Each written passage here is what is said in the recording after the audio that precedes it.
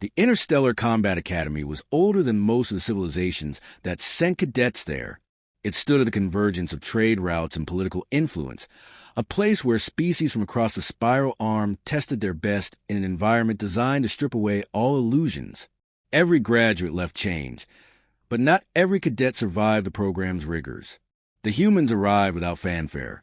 No ceremonial escort, no applause, just 6 cadets walking into the assembly hall beneath the glow of banners from worlds they'd only seen in star charts. Whispers rose in their wake, not from curiosity, but from an old prejudice that clung to the word Deathworlder like rust. In galactic military circles, it meant unpredictable, volatile, too rough around the edges to integrate into the smooth precision of interstellar operations. Death worlds produce survivors, but not the kind that polite civilizations like to rely on. Their introduction was perfunctory. The director of training listed their names and planetary origin without comment, letting the murmurs ripple. Around them stood cadets bred in low-gravity civilizations with bones like woven steel, soldiers from predator species with claws that could cut through alloy, amphibians whose lungs and gills made them masters of any environment. The humans were smaller than most, less imposing, their skin unarmored and eyes restless. The Academy's training was divided into modules, each escalating in complexity until the grand combat simulation, an unbroken gauntlet of physical trials, tactical scenarios, and resource warfare. No one entered expecting to dominate every phase. It was designed to expose weaknesses, and the highest honor was simply to finish with a score in the top percentile. For humans, the expectation was far lower. Their presence was tolerated as a diplomatic courtesy, not because anyone thought they could compete. The humans were placed in mixed-species units, but the assignments were more political than practical. Within their squads, they were quickly sidelined, given peripheral roles and exercises, and treated as expendable. On the first day of weapons familiarization, their alien squad mates didn't even hand them the more complex gear, muttering that it would be wasted on them. They didn't argue. Instead, they observed. During early drills, they watched the others with careful attention. The 6-meter insectoids could crush targets with overwhelming force, their exoskeletons turning bladed strikes into nothing. The avians preferred high vantage points, their hollow bone frames letting them dive and weave in a blur of motion. Amphibious species demonstrated eerie stealth in flooded environments, striking before a surface-born opponent knew they were close. It was impressive, but it was also predictable. The humans' training seemed primitive by comparison. They moved through conditioning routines that had no obvious connection to the high-tech weaponry or holographic battlefields of the Academy, running until they were drenched in sweat, repeating unarmed combat movements until the patterns looked etched into their bones, sparring with one another without breaks. They didn't chase efficiency in drills. They chased exhaustion and learned to work through it. Alien cadets laughed openly. The ridicule wasn't limited to the training floor. In mess halls, they were compared to pre-FTL scavengers, relics of a less civilized era. One cadet from a predator species, nearly twice the mass of the largest human, made a habit of reminding them they were soft-skinned prey. The humans answered with silence, which only fed the mockery. Instructors didn't intervene. The Academy's philosophy favored self-correction through performance. The sabotage began quietly. Equipment issued to the humans would go missing between drills. Their simulation time was cut short without explanation. Training data vanished from their console archives. When they mentioned it, their squad mates pretended ignorance. Instead of escalating, the humans improvised, rebuilding missing components from spare parts, running offline simulations of memory, jury-rigging alien devices to mimic their intended gear. One alien cadet from a smaller herbivorous species noticed. They watched a human recalibrate a targeting visor by hand, something their own instructors had told them was impossible without specialized tools. A tentative alliance began to form, not out of friendship, but out of a pragmatic curiosity about what the humans were really capable of. The first live drill was meant to be a simple skirmish. Teams were given stun-modified rifles and told to eliminate opposing squads in a closed environment. The humans moved cautiously, sticking to cover and letting their squad mates push forward. They made no remarkable kills and took several simulated losses. Footage of one human tripping during a reload was replayed in the mess hall that evening until the laughter became background noise. The humans didn't correct the story. In private, their leader reminded them that the point of the first drills was not to win, but to watch. Every alien combat style had rhythms. Bursts of aggression followed by recovery, reliance on specific sensory cues, predictable formations. Those rhythms would be exploited later. The humans had been through worse than a little humiliation. As the first week passed, the Academy began ramping up the intensity. New modules layered physical strain with environmental stress, gravity fluctuations, simulated atmospheric hazards, and shifting terrain. Alien cadets who had dominated in their optimal conditions began showing strain outside them. Humans, whose bodies had been shaped by a world where danger could come from any direction, adapted more quickly. They didn't yet outperform anyone, but they weren't falling behind either. Tensions sharpened. The Predator cadet who'd mocked them made a point of confronting their leader in the training yard, pressing a Talon hand against their chest and predicting they wouldn't last another week. The human didn't rise to it. They simply smiled without humor and said, "We've heard worse from bigger things." That reply circulated almost as fast as the earlier mockery, though the tone was harder to laugh at. The final day before the main trials began with a briefing. The director described the combat event in clinical terms: a multi-stage simulation blending terrain survival, close quarters engagements, resource competition, and strategic coordination under shifting objectives. There would be no pauses, no outside assistance, and no room for negotiation once it began. Cadets would be scored individually and as part of their teams. The highest scoring units would receive direct recommendations for interstellar fleet assignments. Whispers followed the humans out of the hall. Predictions of their early elimination were so casual that no one even framed them as insults anymore. They were accepted facts. But within the human group, there was no sign of resignation. They discussed not whether they would survive, but how much information they still lacked about their opponent's limits. The jungle was alive before they hit the ground. Heat pressing from all sides, the air heavy with simulated spores and the sharp whine of distant drones. Every team had been briefed on the hazards: poisonous foliage, aggressive wildlife constructs, and a scoring system that valued objectives over simple eliminations. Most cadets surged forward the instant the timer started, racing to secure high-value points before their rivals could close the distance. The humans didn't.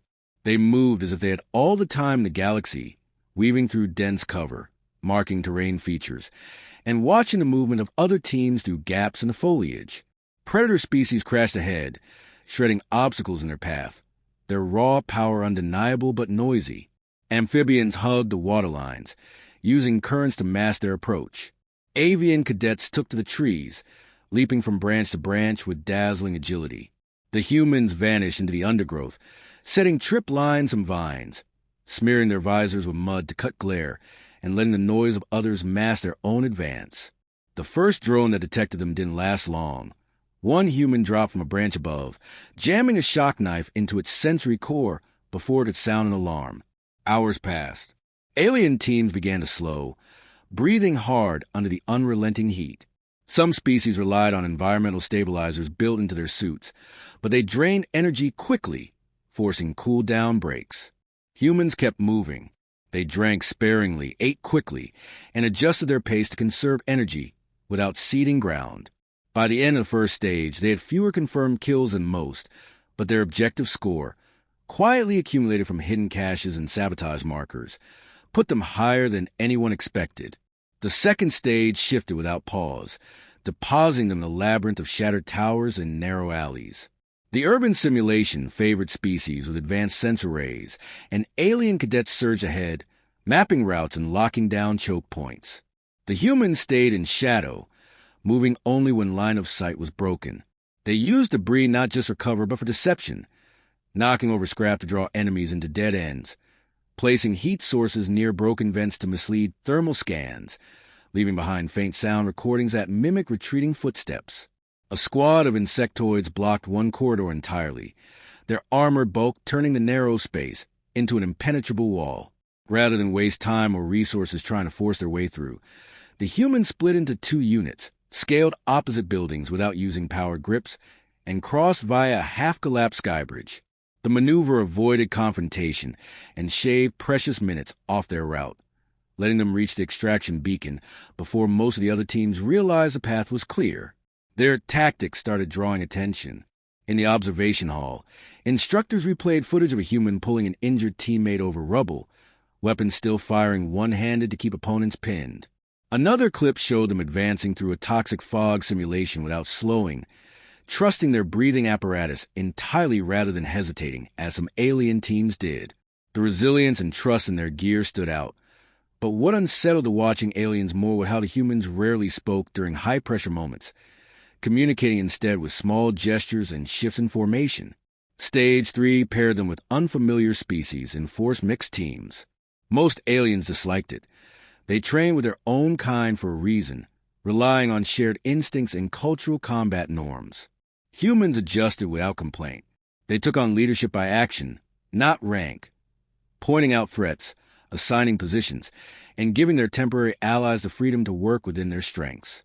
One human crouched beside an avian sharpshooter, recalibrating their targeting scope in seconds after it misaligned from recoil. Another handed an insectoid heavy gunner an improvised harness to stabilize their aim. The efficiency translated into results, and soon even the most skeptical alien in their squad was following human calls without hesitation. Their primary rivals, the Apex Predator cadets, noticed. In previous drills, they'd been dismissive, considering human strategies too cautious. But when their own team stalled during an objective retrieval, a human-led mixed unit swept past them, secured the target, and vanished into cover before the Predators could respond. That moment planted the first seeds of reluctant respect. The later stages tested endurance more than raw ability. Objectives became harder to reach, and resource scarcity pushed cadets into confrontations they might otherwise avoid. Humans exploited hesitation mercilessly. They would feign retreat, drawing opponents into prepared kill zones, or expose themselves briefly to bait enemy fire while teammates circled unseen. Entire enemy squads began second-guessing their instincts. Was a human limping actually injured, or was it trapped? Was that exposed supply crate genuine, or wired to a proximity alarm? Instructors debated in low voices whether such tactics were dishonorable or simply efficient. The Academy valued adaptability, but few species used it to turn every apparent weakness into a weapon. One instructor, a veteran of actual campaigns, remarked that on a real battlefield, the humans' methods would save lives. The turning point came during a night assault in the simulation. Darkness wasn't uniform here. Certain zones glowed faintly with bioluminescent flora, while others were pitch-black voids where even advanced optics faltered. The humans navigated both with ease, their senses tuned not to ideal visibility but to minimal cues. Shifts in sound, faint vibrations underfoot. They laid low-power light traps to disorient enemies, forcing them into blind zones, then struck with precision. Their final engagement of the stage was against the Academy's top-ranked alien team. The Predators had every advantage: strength, speed, and a reputation for flawless kills. The humans never met them head-on. They cut off their supply lines, dismantled their comms relays, and turned the terrain itself into an enemy. By the time they engaged directly, the Predators were exhausted, low on ammunition, and reacting rather than acting. The humans finished the match with a coordinated push that left the viewing gallery silent. When the scores were posted, no one could dismiss it as luck. The humans were ranked among the top performers for the first time in the Academy's history. Some alien cadets looked away when they passed.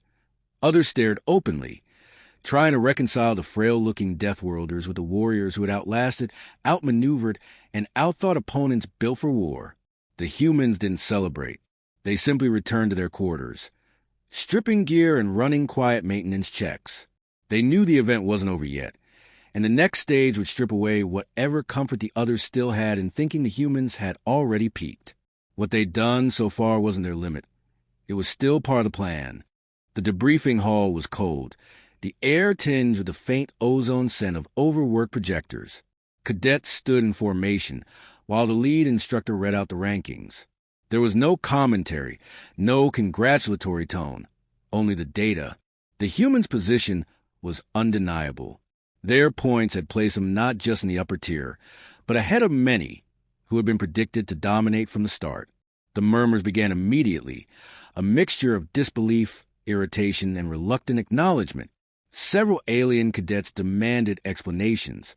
The predators wanted to know how prey species physiology had managed to outlast them.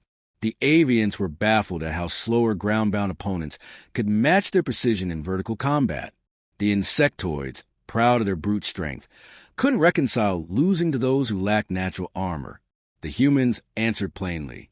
They spoke of coming from a world where every living thing fought for survival, where danger was constant, and where they had never been the strongest, fastest, or most naturally gifted. They explained that when strength wasn't enough, they adapted, and when adaptation was enough, they endured until the environment shifted in their favor. The predator who had mocked them earlier stood silent, arms folded. It was the first time he hadn't interrupted. The humans didn't press the point, but the absence of his usual sneer said enough. The instructors listened without comment, but one of them, an old campaign veteran with scars down one side of his face, nodded once before dismissing the assembly. The following morning, the humans learned the event wasn't over. The Academy had prepared an unscheduled test, something rarely used but designed to strip away every advantage a cadet relied on. There would be no squads, no preparation, no briefing beyond a single sentence. Survive and complete the objectives. The moment the words were spoken, the floor plates shifted and the cadets were dropped into the simulation without warning. The environment was chaos, collapsing structures, shifting gravity, intermittent weapon malfunctions, and hazards that came without pattern. Most cadets reacted by falling back to familiar tactics, clustering with species mates, or retreating to perceived safe zones. The humans did the opposite. They spread out, moving fast to map the terrain in their heads, while others hesitated. They identified the most immediate threats, neutralized them without expending unnecessary resources, and repurposed abandoned gear. An avian cadet with a jammed rifle found a human at their side, clearing the weapon and returning it in working order before disappearing again into the fray. An amphibian surrounded by hostiles found an unexpected gap in the line because a human had drawn enemy fire away with an audacious feint. Even rivals who had previously dismissed them began to coordinate when they realized the humans were turning small tactical wins into momentum for the entire field. The predators, recognizing that brute force alone wouldn't secure the objectives, fell in behind the humans during one of the larger pushes. It wasn't submission, it was practicality. The humans had a way of reading the flow of the battle, anticipating where pressure needed to be applied, and acting before the rest of the field understood why. As the simulation reached its peak, hazards intensified. The unstable gravity pulled cadets into disorienting shifts, environmental effects disrupted targeting systems, and supply caches were destroyed faster than they could be recovered. Many teams broke apart under the strain, each species defaulting to its own survival instincts. The humans were the exception. They kept moving as a coordinated unit, pulling in any cadet willing to follow orders and discarding anything that slowed them down. They shifted formations seamlessly, altering pace and direction, without needing long explanations. By the final push, they led a mixed force through an unpredictable gauntlet, reaching the final objective with seconds to spare. The moment the simulation ended, the viewing gallery erupted, not with applause, but with stunned conversation. Every cadet, regardless of species, had seen the humans take control of a chaotic, no-win scenario and turn it into a coordinated victory. When the scores were finalized, the humans' position was no longer a fluke or a curiosity. They had the highest survival rate, the highest objective completion percentage, and the lowest casualty count for their allied units. For a species that had been expected to serve as a political courtesy, they had redefined what effectiveness meant in the Academy's records. Outside the formal rankings, the cultural impact began immediately. Word spread to the cadet body and beyond, carried by mess hall gossip, instructor reports, and off-world communications. Other academies began requesting footage of the humans' training runs. Fleet commanders who had never considered Deathworlders as leadership candidates started asking for briefings on their methods. The concept of human-led tactics became a topic in strategic forums overnight. Some cadets reacted with resentment, unable to accept that beings they dismissed as fragile had outperformed them. Others approached the humans directly, asking questions, seeking advice, or simply offering acknowledgement. The predator, who had been their most vocal critic, approached without a word, holding their gaze for a long moment before making a slow, deliberate gesture of his species' highest respect. The humans returned it without gloating. In the days that followed, the humans did not change their routine. They trained as before, pushing themselves past the point of comfort, refining techniques, and running scenarios with any cadet willing to join. They understood that the simulation victories were only one step, that real combat in the galaxy would not come with scoring metrics or safety protocols. When asked later by a junior cadet how they'd managed it, their leader answered without hesitation. They hadn't relied on being stronger or faster. They relied on adaptability, on the willingness to endure longer than anyone else, and on never letting the opponent dictate the pace of the fight. It was a lesson written into their history, carved into their survival as a species. The Academy would remember them as the Death Worlders who had outperformed everyone. But the humans knew the truth. It wasn't about outperforming. It was about outlasting, outthinking, and never giving in to belief that defeat was inevitable. In a galaxy filled with warriors, they had proven that the ones who had learned to survive everything were the ones who could teach the rest how to win.